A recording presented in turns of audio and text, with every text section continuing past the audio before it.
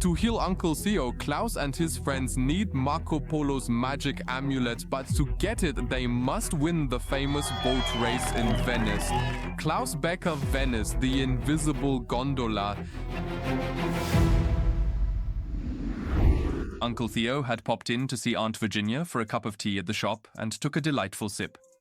He nodded at her contentedly. "Your tea, dear Virginia, is truly the best in the whole world." Aunt Virginia looked a little proud. "I learned the art of making tea in China for many years. With the right tea, you can cure just about anything," she said with a smile. She was just about to pour herself a cup when the doorbell rang. It was a delivery man, and Uncle Theo watched curiously as Virginia returned from the front door with a small package. "That must be new stock," he said, but Aunt Virginia shook her head. "No, nothing that I will sell, quite the opposite. An old friend of mine from Italy sent it, with the request to never open it and to hide it very well somewhere in the cellar. That, however, only piqued Uncle Theo's curiosity even more. After all, he had spent his whole life chasing after all kinds of treasures, whether real or imagined. A sealed, mysterious package was therefore more interesting to him than anything else. He was just about to persuade Aunt Virginia to take at least a quick peek inside when Hannah came into the shop. As always, Aunt Virginia was happy to see her. "Hello, Hannah. How are you?" But instead of an answer, there was only a loud sneeze, and then another, and another. She had to sneeze 9 times in total before she could finally answer. "I have an allergy, like always at the start of September, when the fields are harvested," she puffed, blowing her nose as she spoke. Aunt Virginia put her arm around her caringly. "You poor thing," she said. "I'll make you a tea that will surely help. I have the right herbs for it in the cellar." Hannah sneezed twice more, but nodded gratefully as Aunt Virginia disappeared into the cellar. Then she sat down next to Uncle Theo. He looked on sympathetically too. "You poor thing," he said. "You'll be back on your feet soon. Luckily, I've been spared from illnesses and allergies my whole life." Hannah's gaze fell on the small package. "What is that?" she asked. Uncle Theo looked a bit guilty, but then replied, "New stock for the shop. Should we unpack it?" Hannah sneezed again. "Sure, if Aunt Virginia doesn't mind." "She certainly won't," Uncle Theo fibbed. His curiosity was simply too great, and he had already opened the package. A curved wooden tobacco pipe appeared. "Looks old," Hannah said, sounding congested. "Ancient even," said Uncle Theo, who was examining it closely. Then he took out his tobacco pouch. "The important thing with such old pipes is that they are smoked regularly, otherwise they break. Don't you want to wait for Aunt Virginia for that?" Uncle Theo waved it off. "Oh, nonsense, she doesn't even smoke. When it comes to pipes, I'm the expert. But please don't smoke in here. I don't like the stench," Hannah said resolutely. Uncle Theo nodded. "Of course I'll smoke outside." Just as he was outside, Klaus came into the shop and started by coughing. "Hello, Hannah. What is Uncle Theo doing out there?" "Smoking a pipe," Hannah mumbled with her stuffy nose. "Luckily, he's doing that outside," Klaus said. "With my cough, I really couldn't stand the smoke." "Still that bad?" "For 3 days now," Klaus coughed, "and it just won't go away." Luckily, at that moment, Aunt Virginia came up the stairs with 2 cups of tea. "Hello, Klaus. Your cough can be heard all the way down in the basement. Here, the tea will help you both." While the two were drinking, Uncle Theo came back into the shop from the street. He actually wanted to confess to Aunt Virginia that he had opened her package, but he didn't get the chance because suddenly Fabio stormed into the shop. "I urgently need an ice pack," he shouted. His right eye was badly swollen. "What happened?" Klaus asked worriedly while steering Fabio to a chair, but he only muttered, "Played soccer in the street and took the ball right in the eye." "Oh dear," said Hannah. "You'll probably have that shiner for a few weeks." At that very moment, however, Uncle Theo had to sneeze. Came a loud sound from his corner. Hannah turned to him. "Do you have an allergy too?" "Oh no," grumbled Uncle Theo. "I never get things like that." However, he then had to cough loudly and sneeze once more at the same time. "What is going on here?" asked Virginia, who had just fetched an ice pack for Fabio's eye in the kitchen, but when she went to place it on his eye, she looked astonished. The black eye is gone. That was true. There was nothing left to see, and Fabio no longer felt any pain at all. Hannah and Klaus suddenly felt great too.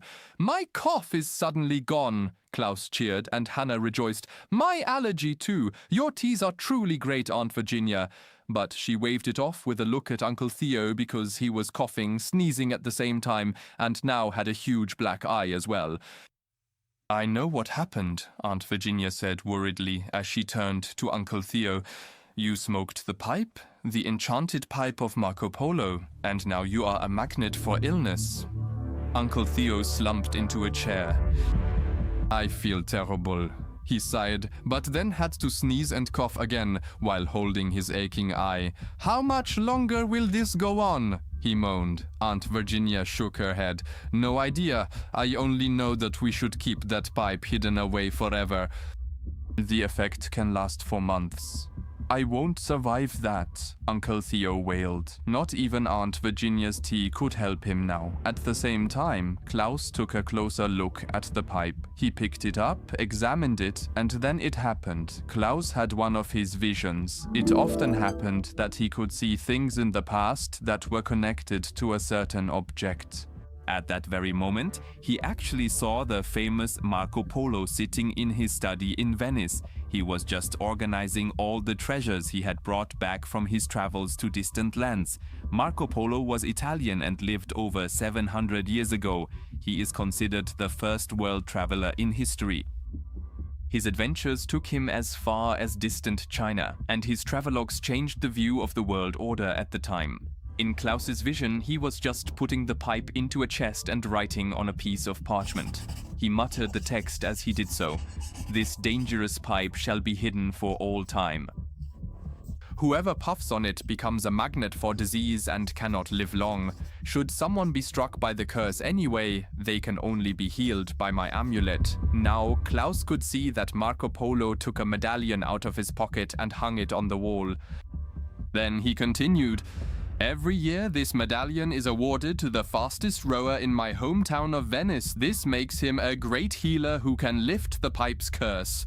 With that, the vision ended. But Klaus had seen enough. He jumped up and announced, "I know what must be done. We must leave for Venice at once." Why Venice of all places? Fabio knew about Klaus's special gift, of course, but like his friends, he could not see what Klaus had experienced. But he just looked at the calendar and laughed. Once a year, the famous gondola race takes place in Venice. It is called the Regatta Storica, and the winner is loaned Marco Polo's amulet for 1 year.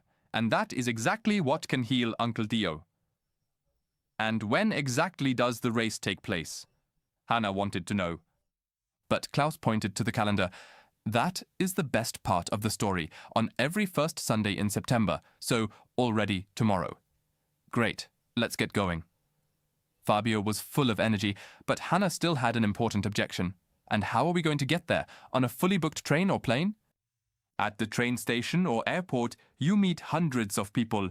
If Uncle Theo catches all their illnesses and injuries, he will never make it to Italy."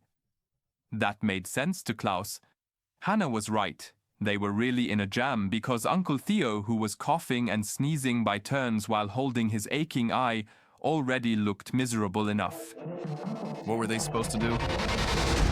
In distant New York, however, the Baron was full of energy, for he too had been making inquiries and, as always, had his spies spread all over the world.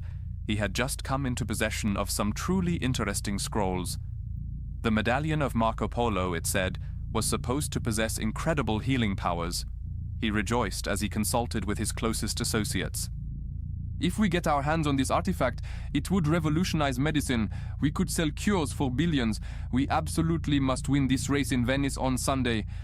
His associates agreed, but had one question. "That is correct, boss. But who is going to win the race for us? None of us have ever rode before."